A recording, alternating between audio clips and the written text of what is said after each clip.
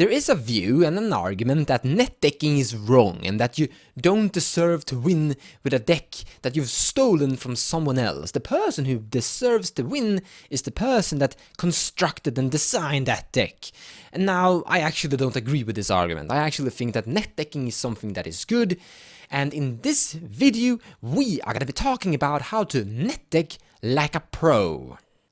So I'm a content creator and I design deck tech videos for competitive EDH, and in every deck tech I make, I leave a link to a tapped out page where anyone can read the complete deck list of the deck that I'm talking about, and anyone who wants to could basically copy my entire list, assemble it and play versus others, and I don't have any problems with this whatsoever. However, I don't think that is the right way to do it. Anyone can basically copy a deck and pilot and play that deck. But what I think is the better way of doing it is understanding the philosophy and being inspired by the content creator that is presenting and showcasing his deck tech. So for example, in every deck tech that I make, I always try to showcase and even leave in the tapped out list my deck philosophy of how I think this deck should be piloted. Let's actually read this one. So this is the deck Slow Bomb Burn Bears. Now this is a control deck that utilizes creatures that deal damage to your opponent whenever they are doing something we don't want them to do. Cards like Harsh Mentor will shut down combos like Isochron Scepter together with Dramatic Reversal. So your opponents won't try to go for that combo, but meanwhile he will sit there and burn your opponents whenever they are cracking a fetch land, etc, etc. But then if you put a card like Keen Sense onto your Harsh Mentor or your Burn Bear, you get to draw a card for every trigger. That's the game plan of this deck. So when you go out online and look at other decks, you should always try to understand the deck's philosophy and game plan. Sometimes it's written, sometimes creators don't write anything, but you should still try to understand it. So when you are taking the inspiration from online, you also understand how the deck should be piloted, and then you tweak it and build it towards your metagame and how you should play it. Always think like that. Always look at netdecking as inspiration and how you could improve it. So, in other words, you should never copy blindly, because if you copy blindly and just play the deck as it is, completely 100% copied assembled, you might not play it as it's intended to be played, and you might misplay, and you might have a different opinion, and you're not gonna understand, and you're not gonna learn anything, and you might fail with the deck. I actually have a really good example of this, a weird experience. You see, Flash Hulk was actually legal for a very short amount of time in Legacy. And a person who was a little bit beginner to Legacy actually had a deck assembled from a bunch of friends that basically told him, if you assemble Flash and reveal Hulk, people are just gonna scoop. Don't worry about the details. Just take this and play it. And he did. He played it and they casted Flash, revealed Proton Hulk. They cast Force of Will. He cast his Force of Will. They cast their Force of Will. He cast his secondary Force of Will. In Legacy, you're allowed to have 4 Force of Wills. Insane, right? And then people scooped. Then suddenly, he met another person that said, alright, so what's gonna happen? Resolve it. And he sat there and went through the deck several different times, and you're like, I don't know what I'm supposed to do.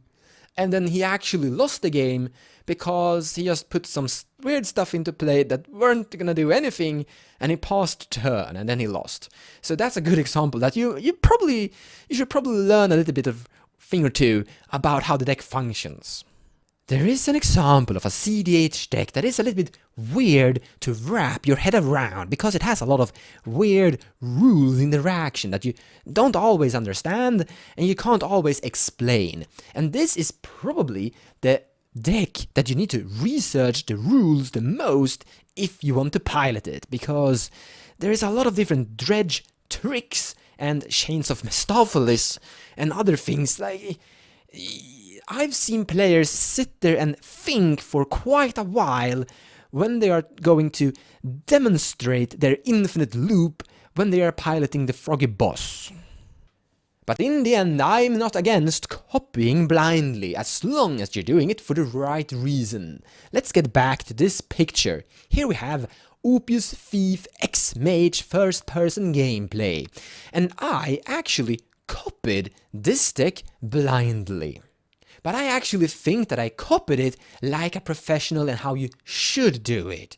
I looked at the Opus Thief deck and I said, this looks like a really interesting, well-built deck that I think I would like, but I would probably build it in a rather different way. But then I thought, this is probably how other people are gonna build it and play it against me, because I actually think this is a deck that I'm going to go up against quite a lot.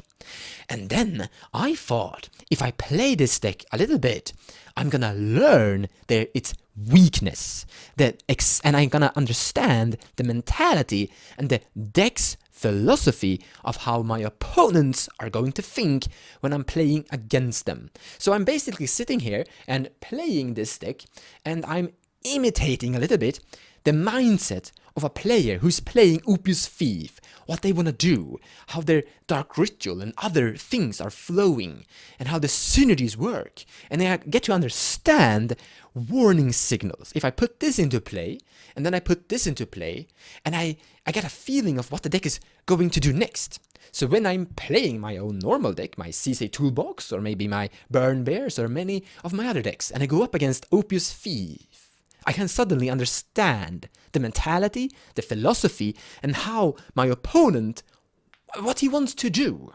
And this is where we can almost read our opponent's mind. Because if we played a specific deck quite a lot, let's say we played Opus Thief or the Gitruk Master, Kess, Consultation Kess, quite a lot, and we are now playing against that deck, and then suddenly someone is casting a Demonic Tutor, and they have a specific board state, and you know exactly what you would tutor for with your Demonic Tutor, then suddenly you're gonna know what your opponents are tutoring for with their Demonic Tutor.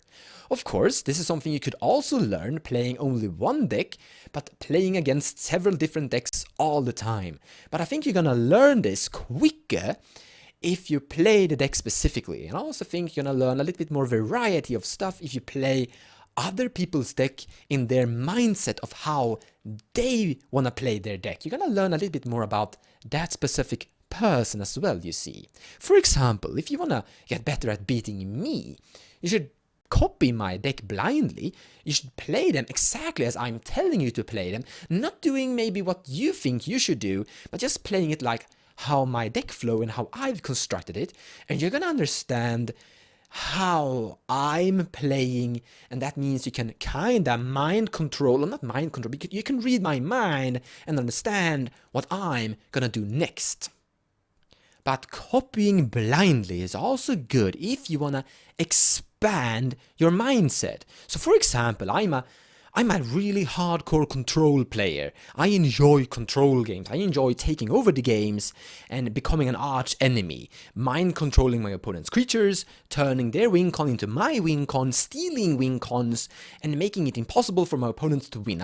I'm trying to do this in creative ways. I enjoy that. I also enjoy Storm, but I don't really enjoy other weird all-in combos. So what I'm actually trying to do from time to time is copy blindly all-in combos to learn a little bit more and think outside the box, reach a mindset that I'm usually not good at getting to, because I divert away from it on a normally basis. For example, let's say that you want to get better at playing Storm, or you're really bad at playing Storm. You're really good at playing aggro and stacks and things like that.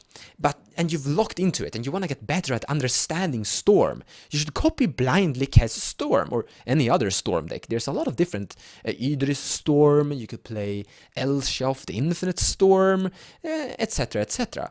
And you will expand your knowledge about other things, and maybe even you will understand a new concept that you can take from the Storm to your stacks. So you were a really good stacks player, and you played a lot of Storm just to expand new ideas, think outside the box, outside with your box, and then you learn something and you take that to your stacks build. Also, this is great because if you're a stacks player, you kind of want to learn a little bit what's good versus Storm. And when you're a stacks player and playing stacks, you put a stacks card into play, you pass turn to the Storm player who sits there and doesn't do anything. And you don't really learn if your stacks card was good or bad, unless your opponents actually tell you, I lost because of your arcane laboratory, or your rule of law, I couldn't win because of that. Or something of that sort. But if you're actually playing a Storm deck and you're going up against another stacks deck, and you sit there with your win in your hand, and then you see specific stacks cards, you're gonna understand that that stacks card is actually really good, but that stacks card, I think I'm gonna cut it from my list when I go back to playing my normal things. What I'm actually talking about here, guys, is EDH training, net decking to become a better EDH player, a better Magic player, you could say. And I could even maybe go as far as say something like this, that the people who are putting up decks on the internet for you to read and learn about, showcasing the entire text of how that deck is going to win, are something you could almost consider as your coach.